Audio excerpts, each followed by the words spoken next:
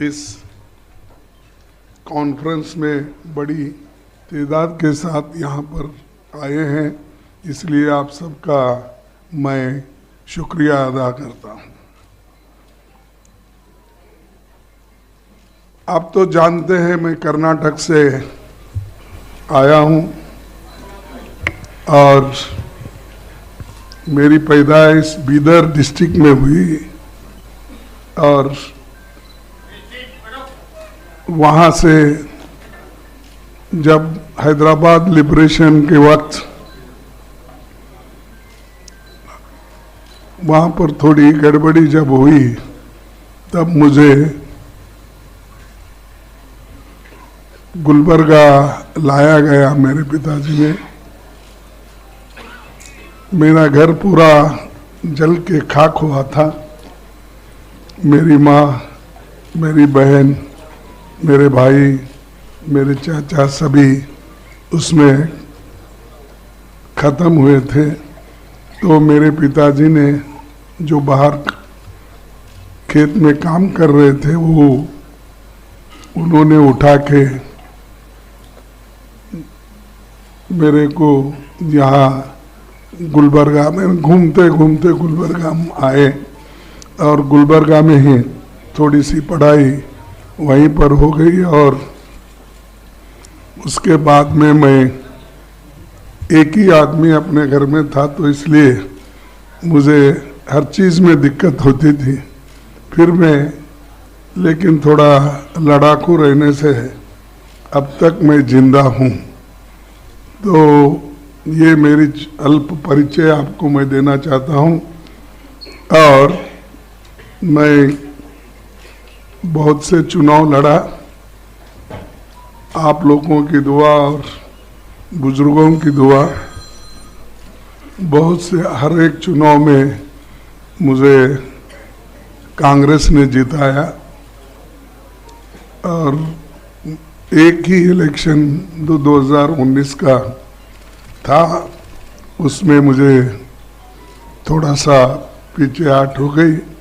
फिर भी परवाह नहीं, ये तो अपनी बात तुम्हारे पास इसलिए रख रहा हूँ कि बहुत से हमारे दोस्तों को अपने बारे में मालूम नहीं होता क्यों, और दूसरे लोग भी ये वो ज़्यादा इसमें इंटरेस्ट लेके पूछते भी नहीं। तो ये प्रेस कॉन्फ्रेंस जो है बड़ा महत्वपूर्ण प्रेस कॉन्फ्रेंस है क्योंकि अभी तक 4 चरण के चुनाव पूरा हो चुके हैं। इंडिया गठबंधन मजबूत स्थिति में है। हिंदुस्तान की जनता ने मोदी जी की विदाई तय कर दी है। पूरे देश का माहौल देखकर मैं विश्वास के साथ कह सकता हूं 4 जून को इंडिया गठबंधन नई सरकार बनाने जा रही है। हो सकता है आप लोगों को ताजुब होगा, ये इलेक्शन रहने की वजह से हर लोग ये अचंभे से ही इसको देखते हैं। और 2024 का चुनाव देश का सबसे बड़े महत्वपूर्ण चुनाव है। ये चुनाव देश के लोकतंत्र को बचाने का, संविधान को बचाने का ये चुनाव है और एक विचारधारा का चुनाव है। हम 2 विचारधाराओं के बीच लड़ रहे हैं।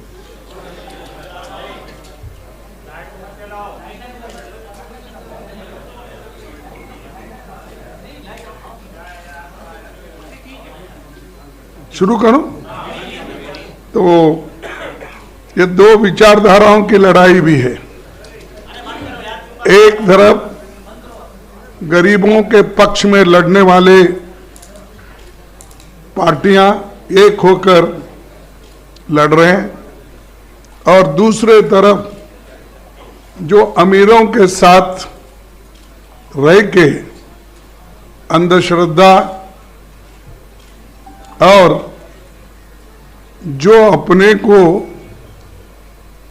ठीक लगता है वैसे लोग धर्म के आधार पर, रिलीजन के आधार पर वो लड़ रहे हैं। लेकिन हमारी लड़ाई गरीबों के ओर से है, जिनको खाने के लिए एक वक्त का खाना भी नहीं मिलता, जिनको नौकरी नहीं मिलती, और जो लोग एम्प्लॉयमेंट के लिए तरसते हैं। पढ़ लिख के वो लोग रास्ते पे आते हैं, ग्रेजुएट बनने के बाद भी, इंजीनियर बनने के बाद, डॉक्टर बनने के बाद, डिप्लोमा होल्डर रहने के बावजूद भी उनको नौकरी नहीं मिलती। और सरकार में इतने नौकरियां खाली है, उन नौकरियों को भी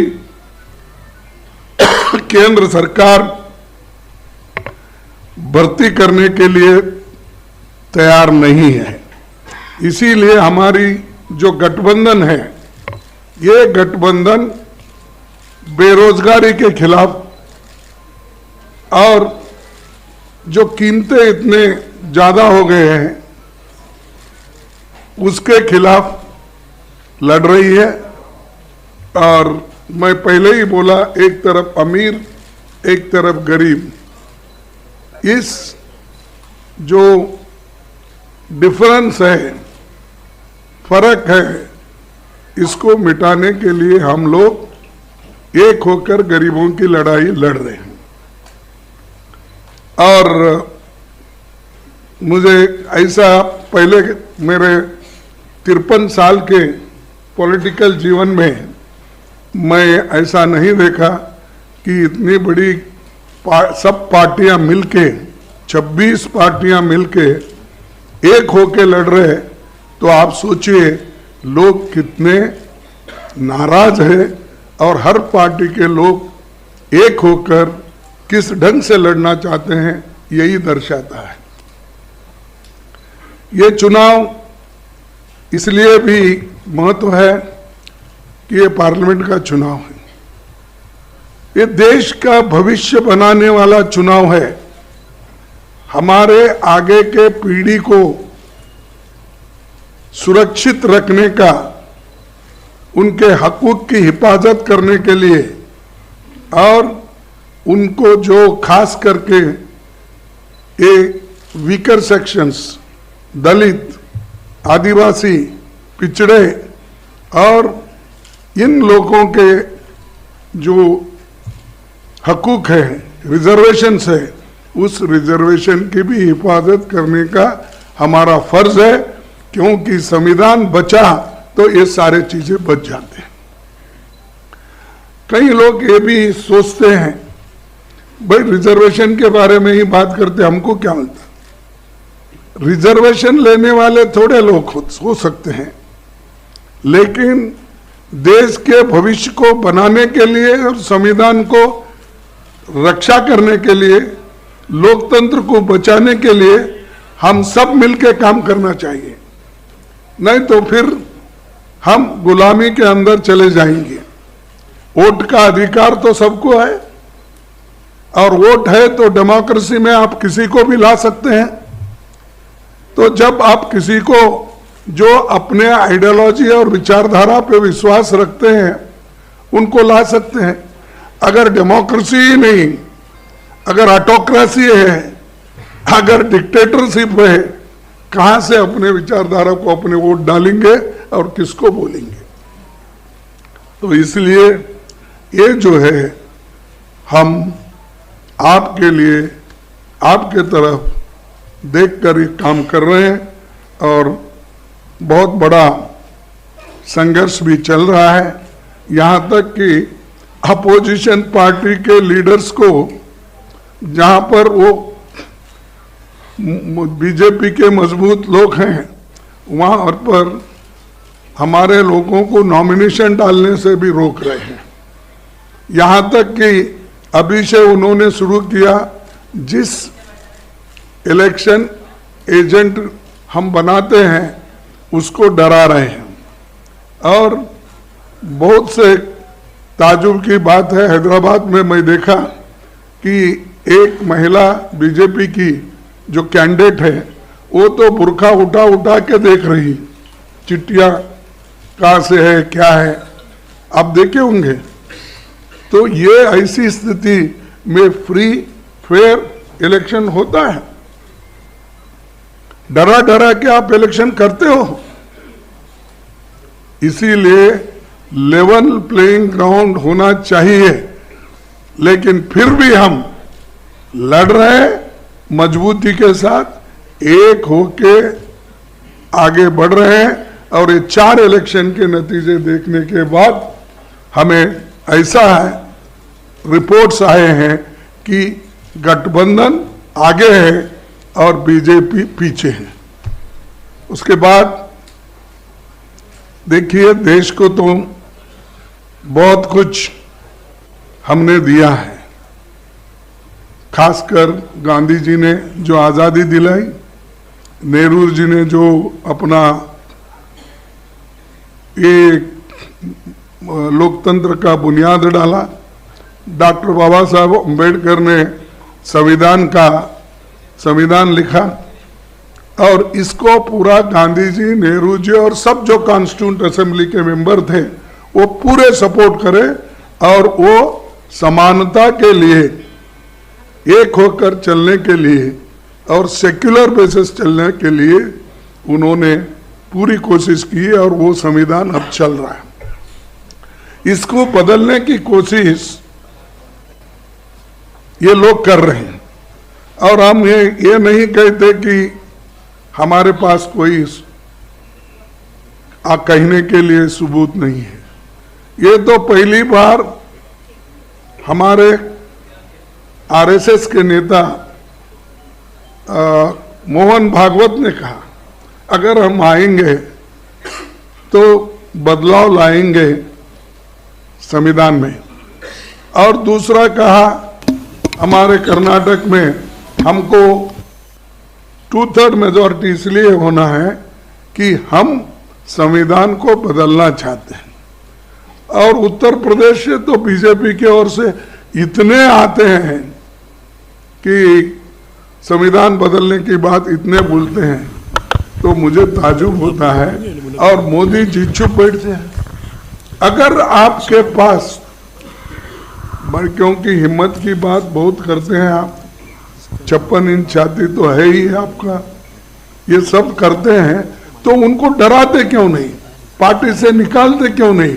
भाई, ये संविधान के खिलाफ ऐसा नहीं बोलना चाहिए, ये देशद्रोही का काम है, ऐसा बोलिए।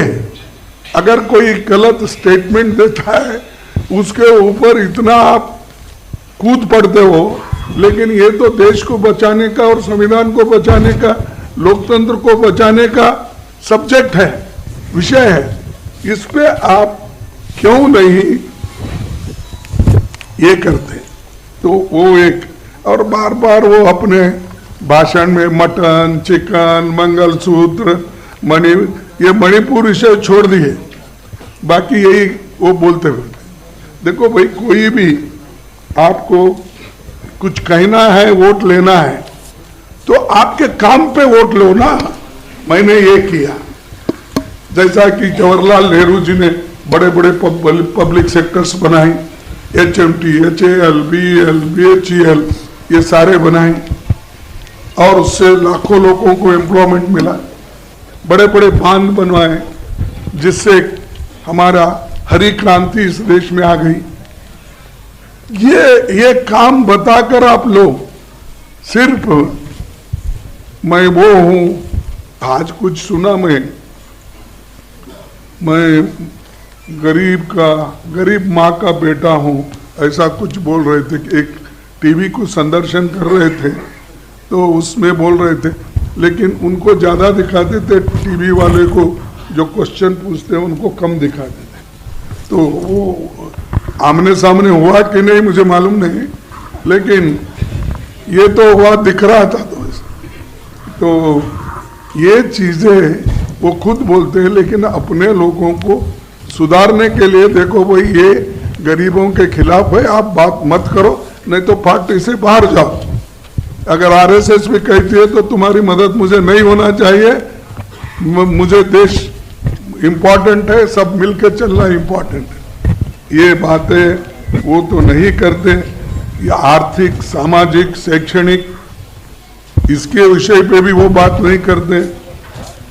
तो हमको ये कहना है कि हम सब मिलके, गठबंधन के पार्टीज मिलके, हम विशेष ध्यान देकर जो न्याय स्कीम्स हमने लोगों के सामने रखा, 5 न्याय और 25 गारंटी, उसके अलावा भी यहाँ पर जो लोकली स्टेट में बनते हैं वो भी उसमें बहुत जगह जो हो सकता है उसमें शामिल कर सकते हैं बात में। और ये इसलिए मैं कह रहा हूँ कि एक खास करके दलित, आदिवासी, पिछड़ों, महिलाओं और आर्थिक रूप से कमजोर लोगों को भी आगे लाने के लिए ये जातीय जनगणना हम करने वाले हैं। इसलिए कर रहे हैं कि समाज को तोड़ने के लिए नहीं, जाति जाति में झगड़ा लगाने के लिए नहीं, इसलिए कर रहे हैं किसकी हालत, सामाजिक हालत उसकी क्या है, आर्थिक हालत क्या है और शैक्षणिक हालत क्या है, स्वास्थ्य में उसका कहाँ ठहरा है, इन चीजों को हम देखने के लिए और देखकर उस पर पॉलिसी बनाने के लिए हम कर रहे हैं। मोदी जी उठते ही ये जाति जनगणना देखिए ये लोग कर रहे हैं, वो नहीं, घर का एक्सरे कर रहे हैं, घर में क्या है वो देख रहे हैं। यहाँ तक भी बोले, कोई प्राइम मिनिस्टर आज तक नहीं बोला, मैं तो नहीं देखा, सुना भी नहीं। आप बहुत से यंग लोग हैं, बूढ़े भी हैं, लेकिन उन्होंने ये बोला देखो आपके पास अगर घर में 2, अहमदाबाद में मैं भी था वहाँ, मैं दूसरी जगह भाषण कर रहा था, उन्होंने भी कर रहे थे, उन्होंने बोला देखिए तुम्हारे घर में अगर 2 भैंस है, एक मुसलमानों को देंगे। नहीं, आप सुने नहीं, अगर ऐसा प्राइम मिनिस्टर इतनी झूठ भी बोलते हैं तो हम क्या कहें। और गालियां तो भरपूर देते हमको, जितना कांग्रेस को गालियां देते, मैं समझता हूँ राम का नाम भी उन्होंने उतना नहीं लिया होगा जितना हमारे को गालियां दे रहे हैं। कांग्रेस पार्टी को, सोनिया गांधी को, राहुल गांधी को, और फिर बाद में बचा कुचा रहे तो प्रियंका गांधी को और मेरे को भी शामिल कर लेते हैं। तो मैं इसलिए बोल रहा हूँ, हर चीज झूठ, आप कितना झूठ बोलेंगे, और लोगों को मालूम है। इसके बावजूद भी अगर कोई कहता है कि बहुत बड़ा होशियार है, स्टेट्समैन है, अगर कहते हैं तो मैं समझूंगा इस देश की बदकिस्मती है।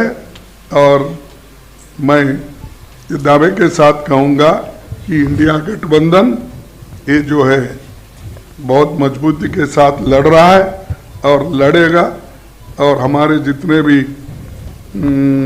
गारंटीज है वो हम सभी महिलाओं के लिए हो, युवाओं के लिए हो, श्रमिकों के लिए हो, किसानों के लिए हो, और बराबरी के हिस्सेदारी का हो, ये सब कुछ हम करके दिखाएंगे। तो मैं इतना ही कहता हूँ, आप सभी को धन्यवाद, बहुत शांति से सुने आपको धन्यवाद करते हुए। और हाँ, मैं एक आपको कहूँगा कि यहाँ पर 5 केजी चावल की भूख चल रही है। मैंने 80 करोड़ लोगों को मुफ्त खाना दिया, 5 केजी देके।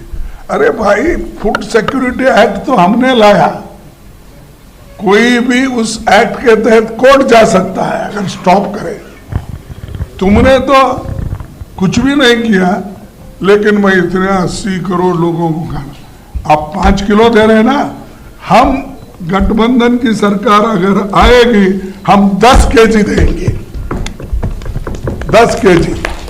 पहले का जो भी है वो तो है, लेकिन 10 केजी हम देंगे।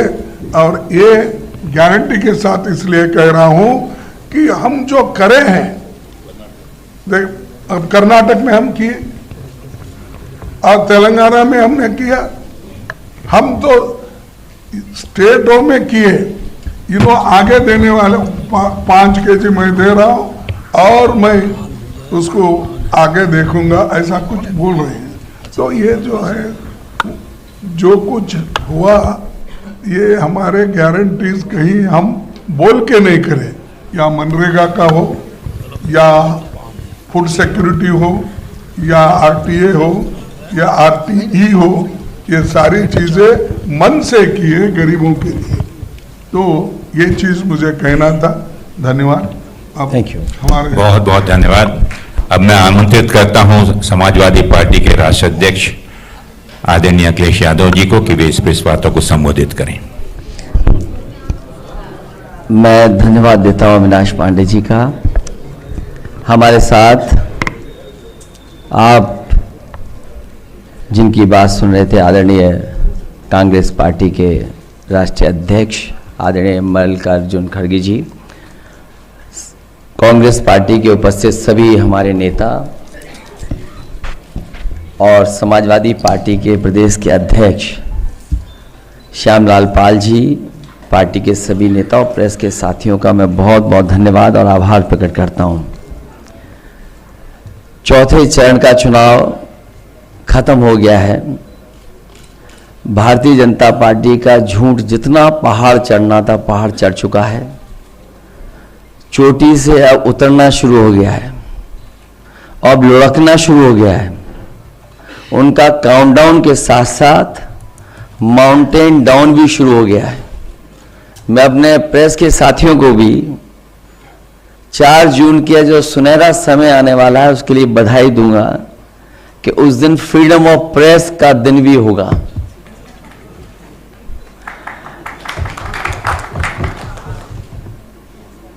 मीडिया मुक्ति और फ्रीडम ऑफ प्रेस का दिन भी 4 जून होगा। भारतीय जनता पार्टी अपने ही नेगेटिव नैरेटिव में उलझ गई है और जब हम पीछे मुड़ करके देखते हैं, 10 साल दिल्ली की सरकार और लगभग 7 साल उत्तर प्रदेश की सरकार में हर बात उनकी झूठी निकली, वादे उनके झूठे निकले। और हाल में जो हम लोगों ने उनका चुनाव देखा है, वो उनकी बूथ कमेटियां लूट कमेटी के तरह काम करने लगी हैं। और जो जन समर्थन इंडिया गठबंधन के लिए जनता में दिखाई दे रहा है, आने वाले समय में 140 करोड़ की जनता भारतीय जनता पार्टी को 140 सीटों के लिए भी तरसा देगी। भारतीय जनता पार्टी का रथ फंस नहीं गया है, धंस गया है और इसीलिए उनकी भाषा बदली है। जो उन्हें अपने काम पर वोट मांगना था, वो अपनी भाषणों में भाषा बदल दिए हैं। इसलिए नकारात्मक राजनीति का समय खत्म हो गया है। लोग और देश की जनता बदलाव चाहती है। वो बदलाव 4 जून को आने वाला है। इंडिया गठबंधन की सरकार बनेगी। तमाम जो जनता के लिए और जो हमारा किसान बैठा देख रहा है कि किसान की मदद हो, सहयोग हो, खुशहाली के रास्ते पर किसान जाए, उसे जो झूठा सपना दिखाया गया था आय दोगुनी का और काले कानून ला करके जो उसके साथ अन्याय हुआ था, वो अभी किसान भूला नहीं है। वो थार से जो किसानों की जान गई, थार वाला घटना भी किसान भूला नहीं है। और इनकी सरकार में लाखों किसानों ने आत्महत्या की है। बुंदेलखंड का इलाका उत्तर प्रदेश का वो है जहां पर सबसे ज्यादा किसानों ने आत्महत्या की। जो जन समर्थन मुझे कल दिखाई दिया है, बुंदेलखंड के लोग भारतीय जनता पार्टी को खंड खंड कर देंगे। वहां पर कोई भी खाता खुलने वाला भारतीय जनता पार्टी का नहीं है।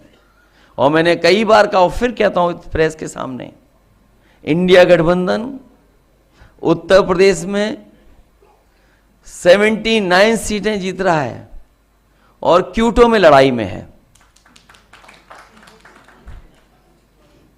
जो नौजवान देख रहा है कि उसकी हर परीक्षा, उसका पेपर लीक हुआ, जिन्होंने तैयारी करके गए, कोचिंग करके गए, और जब वो परीक्षा दे करके घर लौटे तो निराश हो गए क्योंकि परीक्षा का पेपर लीक हो गया। ये सरकार नौकरी नहीं देना चाहती। नौकरी खोने से नौजवानों का 1/3 जीवन बर्बाद हो गया। कई मौकों पर कहा मैंने, वो गणित बताया कि अगर एक परिवार के 3 सदस्य इस सरकार से नाराज हैं, जो बेटा या बेटी परीक्षा लिखने गई थी और उसके केवल माँ बाप को हम जोड़ दें, 3 गुणा 60 लाख बनता है 1,80,00,000, और 1,80,00,000 अगर हम भाग दे दें 80 लोकसभाओं से, तो हर लोकसभा में 2,25,000 वोट कम भारतीय जनता पार्टी का हो गया। इसकी भरपाई कहाँ है? इसलिए पूरा सफाया होने जा रहा है। किसान, नौजवान, व्यापारी, हर वर्ग के लोग भारतीय जनता पार्टी की जो पुरानी कहानी है सुन सुन करके थक गए हैं। इनके जो घिसे पटे डायलॉग हैं उनको भी कोई नहीं सुनना चाहता। इसलिए इस बार परिवर्तन होना तय है। इंडिया गठबंधन सबसे ज़्यादा सीटें उत्तर प्रदेश में भी और देश में जीतने जा रहा है। मैं एक बार फिर आदरणीय मल्लिकार्जुन खड़गे जी का बहुत बहुत धन्यवाद देता हूं, आभार प्रकट करता हूं, क्योंकि जो आह्वान आपने किया वही आह्वान हम लोग कर रहे हैं कि आज लोकतंत्र को खतरा है। ये लोकतंत्र के पीछे तो पड़े ही हैं, हमारी आपकी जान के पीछे भी पड़े थे। अब ये कहते हैं कि हम वैक्सीन वापस ले लेंगे। जो शरीर में हमारे वैक्सीन चली गई, अब बताओ उस शरीर से कैसे वापस लेंगे? और लोकतंत्र तो खत्म करना ही चाहते हैं। संविधान ने जो अधिकार, न्याय और जो हमारे लिए रास्ता चुना था उसको भी खत्म करना चाहते हैं। उससे पहले हमने आपने देखा है कि हर इंस्टीट्यूशन को इन्होंने खत्म कर दिया। हर इंस्टीट्यूशन को ये खत्म कर रहे हैं। इंस्टीट्यूशन का खत्म होना ही हमारे आपका बाबा साहब भीमराव अम्बेडकर जी का दिया हुआ संविधान को खत्म करने का रास्ता है। इसलिए देश की जनता लोकतंत्र को भी बचाएगी और भारतीय जनता पार्टी को इस बार हारने का काम करेगी।